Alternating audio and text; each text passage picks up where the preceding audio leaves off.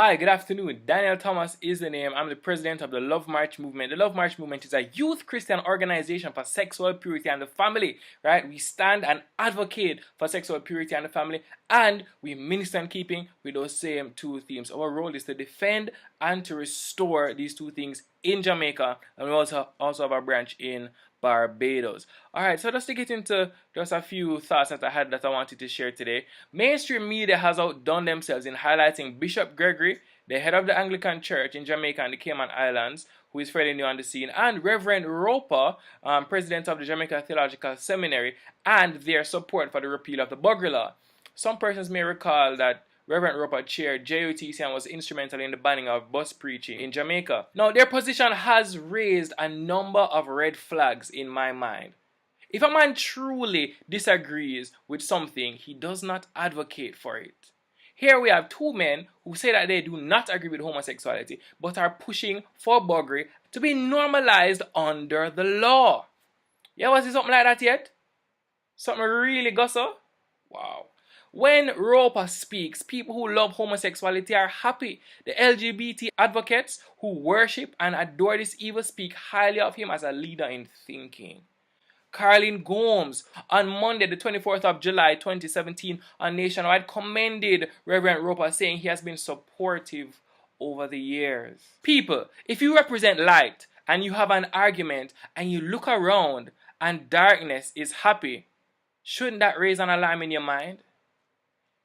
If you take a moment to think about the implications of what you are saying and realize that the outcomes are the same as if you loved homosexuality, shouldn't that raise a red flag in your mind?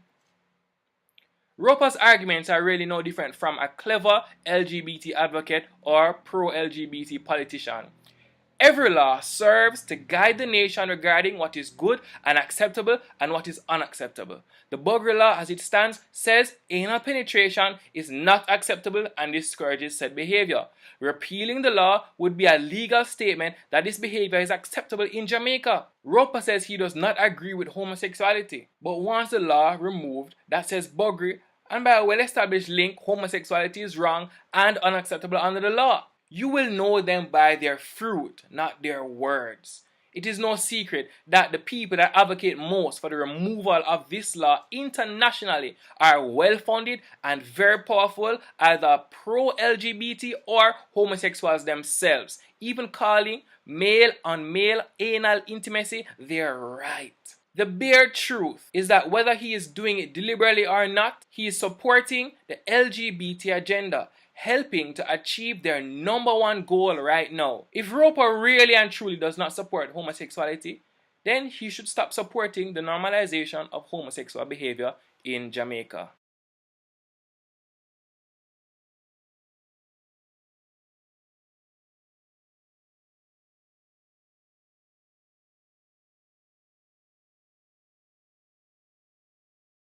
One of the first reasons why we should keep the Buggery Law is one, it is a barrier to unnatural practices. It undergirds traditional marriage. In 2013, I attended the Larry Chang Symposium, which is J-Flag's annual symposium. Dane Lewis, who is the leader of J-Flag, was asked by one of the persons in the crowd, when are we going to get to same-sex marriage? Dane Lewis's response was, soon, we just have to do a few things first. The Buggery Law guides the media and it guides the education system.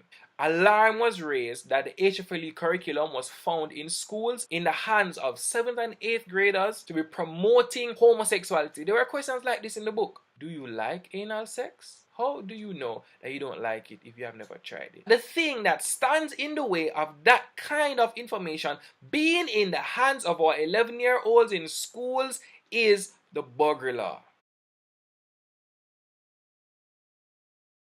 Freedom of speech, religion, and conscience. Freedom of speech. Well, a guy by the name of Chris Kepling wrote to his newspaper in Canada saying that he doesn't believe that he doesn't believe that homosexual material should be included in the schools. He was fined 10,000 Canadian dollars for his opinion, right? And our very own Professor Brendan Bain shared his expert testimony in a case in Belize, and he was fired from his job because what he said was not acceptable to those who were in power. And there's not even a law in place right now, and he didn't even get back his job. Now, this is very, very serious stuff. Let's fight for the retention of the bugger law. It makes sense. Give an inch, they will take a mile.